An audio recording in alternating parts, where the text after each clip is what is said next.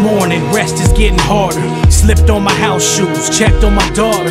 Just had a dream. Hello, welcome, Devil Sniper here, and yes, it's Nottingham Forest. It is Nottingham Forest. My God, the pressure I am feeling at this moment in time is unbelievable. Following in the footsteps of Brian Clough, trying to mimic what that great man did. Can I get Nottingham Forest out of the Championship into the Barclays Premier League, and then can we get into Europe, and then can we win a European trophy? Well, there's going to be two ways to find out. Obviously, the first one is by watching. The second one is, if this series goes down really well, we will integrate it with our journey, where, you know, at this moment in time we are in Malta, and we will swap them, rotate them season by season, or maybe episode by episode. Obviously, January the 1st is when we will see West Ham United making a return. So what do we have to do? Last 16, I think, or 32 of the Cup. Basically, for the league, we have to fight for promotion. Fight for promotion. That's my target. That is not a problem. That is what I want to be doing. I want to be putting Forest. I would personally be thinking of promotion first time around, not playoffs, because that could be a drawn out and quite a psychological sort of scenario. I don't want to be in the playoffs because that's really nerve-wracking. But this is my shortlist. I've drawn up my shortlist, and there's some good players on here, some really talented players.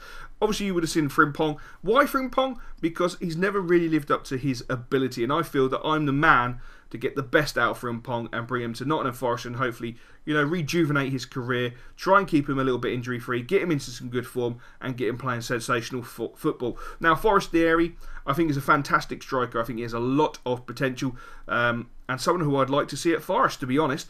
Adam Le Fondre.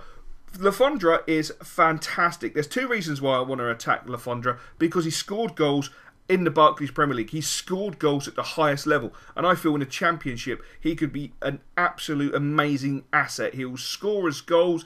You know, he's good from penalties. He's a generally good forward, and I feel that he deserves a good long run and gets lots of game minutes, and I feel we can score us the goals. We do have Simon Cox, obviously, but I feel that I need another striker to bring in. As you can see, we are going to make a move for Frimpong. He's worth 425,000. He has 1 year left. He's a future first-teamer. If he was a future first-teamer, Wenger would have had him signed up. We're going to offer £360,000, which I think is very, very fair for a player who is injury-prone. Moving on, we have Danny, Jordan, Sam, and Troy. Now, between those four guys, there's not much difference between them. They're all sensational players. They've all got great ability, huge ability. Jordan Rhodes is probably the pick of the bunch, but we know Jordan Rhodes is going to be ridiculous money in a region of anything from £6 to £8 million, which is a lot of money to be paying out in the Championship, and not the sort of cash I want to be investing in a player just yet. If we get to the Premier League, then perhaps we can have a look at Jordan Rhodes and think to ourselves, you know what?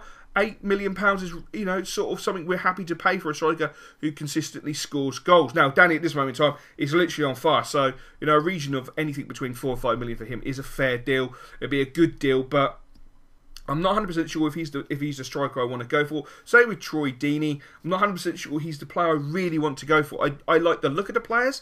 I like the statistics of the players. I like the way the players have really good work ethics, and they look like they could really dominate in the Championship and score us lots of goals, which at the end of the day, we need to be scoring goals to win points, to move up that table, to get into the Barclays Premier League, to be sitting in here 12 months' time doing exactly the same thing again, which would be fantastic. I mean, the difference between Forestieri and Danny is nothing. Fernando's 23, Danny's 21. They are both explosive forwards.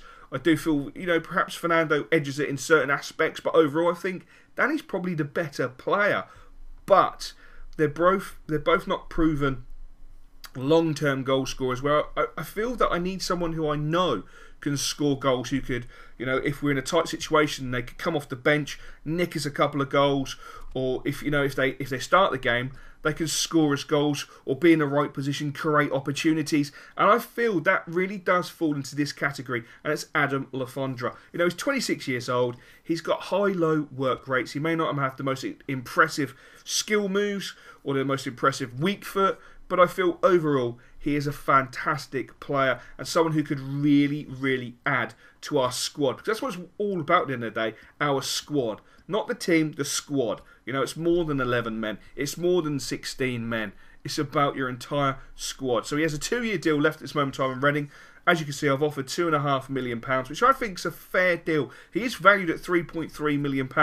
Reading would prefer round about 4 million, but I'm not prepared to go that high. I think £2.5 million is a fair fee for a player who doesn't get a huge amount of minutes on the pitch at Reading. Obviously in the Championship he may do, but at the same time I'm sure Reading would welcome the money. So we'll have to wait and see if they do welcome the money. We just don't know. With regards to friendlies, you know I'm not interested in friendlies. We're going to get these out of the way as quickly and as possible because I hate friendlies. I find them to be pointless as long as we don't pick up injuries. I'm happy. Reading come back super quick. They've accepted £2.5 million. That for me is sensational. We're getting ourselves a lot of player for not a lot of money. And the bonus is if we do go up first time of asking, which is the whole point, we've got to get up at first time of asking. There's no if buts maybe. We have got to get out of this division, out of the Championship. At the first time of asking, we will have a striker who's played in the Barclays Premier League, has scored in the Barclays Premier League. That gives us the edge over the other teams that come up from the Championship. And, you know, we could see ourselves in that mid-table section. That would be fantastic. But that's planning quite a way ahead. I don't want to get too far ahead of myself and have you guys too overexcited. But that is the plan. You know, we've got to get out of this division. We've got to hit the ground running at 100 miles an hour. As you can see, Frimpong comes back and basically says the club is not prestigious. I'm just not interested at this moment in time. You know, unless you can do something about it to make me change my mind, you know, come back. Which is fair dues. The assistant manager also approaches me about Jamal. Now, I do want to talk about Jamal, but I don't know if we'll do it in this episode or later on in this episode because I personally feel he's a sensational player. And he's not a player I'm looking to actually loan out. He's a player I'm looking to have grow with us. So when we do go up, he's going to be a better standard of player and hopefully settle into a very nice role within the Premier League. That would be my dream come true. As you can see, we did offer Frimpong some additional money, £5 a week extra. Fondre is more than happy with his contract. He's got himself a very nice deal. 3 years at £15 a week is a fantastic deal. And we go into our final friendly game, which is against Mönchengladbach at the City Ground. What I would do to pick up Malapa would be fantastic. He is a sensational player. I would really love to have the money to pick him up, but at this moment in time, we don't have that sort of money. As you saw, Jonathan Greening picked up an injury in that game. He only suffered a bruised elbow. He's only out for a couple of days, so it's nothing to worry about. And Frimpong has put pen to paper on a 4-year contract, which I think is absolutely fantastic. That is a key signing for many, many reasons. I really do feel I can get the best out of him. I'm going to change the squad up and we're going to go into our first game against Sheffield United. We're away at Sheffield United. It is the Capital One Cup and it's going to be a great opportunity to see how the boys do, how the boys have come through pre-season and how they're adapting to my style of management and my style of play. This at this moment in time is our best side in a 4-2-3-1 formation. It may not stay like that, but at this moment in time, I feel that is the best 11 players we have to put on the pitch. Henry Lansbury's playing in that cam role. He's a sensational player. He's looked so good in training. Really looked good in training. We all know about Andy Reid at left midfield. He is fantastic. The young lad, or medium-aged lad, right back, Eric, getting down that right-hand side, interacting with Lansbury. Great ball from Lansbury back into Eric. Eric gets to the byline, pulls the ball back. Adam Fondre with his first opportunity on his debut for Forest. He had time, he had space, and unfortunately he just headed it the wrong side of the post. But great running down that right-hand side from Eric, and a great incisive play between himself and Lansbury, who I've got a feeling about Lansbury. There's just something special about this lad. Picking up the ball in the centre of the park. Nice, smooth, a little turn. Moving the ball forward. Plays a great ball into Andy Reid. He goes for the shot. It's another great save by the Sheffield United goalkeeper.